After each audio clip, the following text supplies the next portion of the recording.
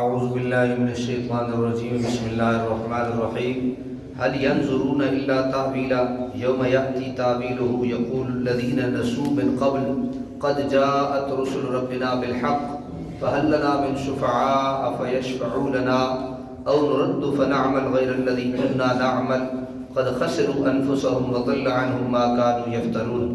صدق اللہ العظیم۔ آیت نمبر 52 ہے اور سورہ الاعراف 8واں سپارہ ہے۔ ارشاد فرمایا کہ حل ینظرون الا تأویلہ، کافر کس چیز کے منتظر ہیں؟ یہ سوال ہے۔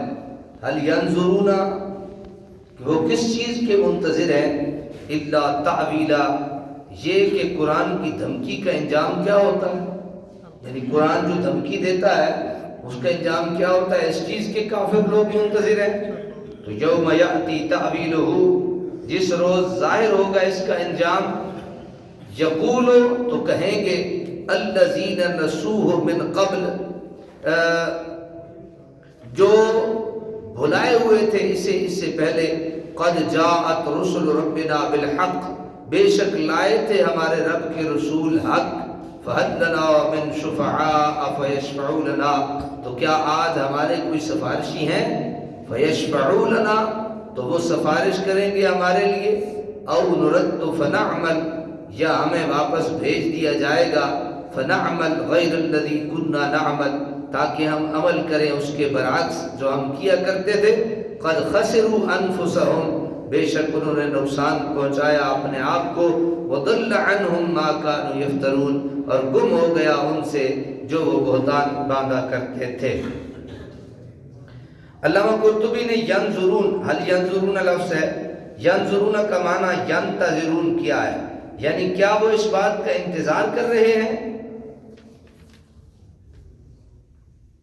اس آیت میں کفار سے استفسار کیا جا رہا ہے، پوچھا جا رہا ہے کہ جب ہدایت کا آفتاب طلوع ہو چکا ہے، دلائل کی روشنی ہر سو پھیل چکی ہے، تو وہ اب کیوں ایمان نہیں لاتے؟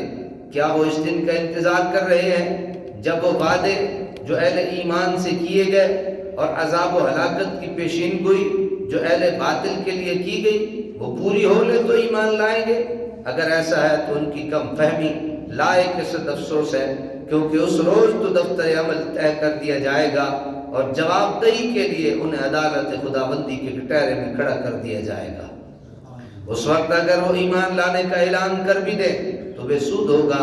اس روز بصد حسرت و ہزار ندامت کہیں گے کاش ہمارا کوئی حمایت کرنے والا ہو، یا ہمیں صرف ایک بار مہلت دی جائے کہ ہم دنیا میں لوٹ جائیں، پھر ہم دکھا دیں کہ کتنے فرما بردار اور اطاعت گزار ہیں۔ اس وقت ان کی کوئی بات نہ سنی جائے گی۔ ہائے اس روز پشیماں کا پشیماں ہونا۔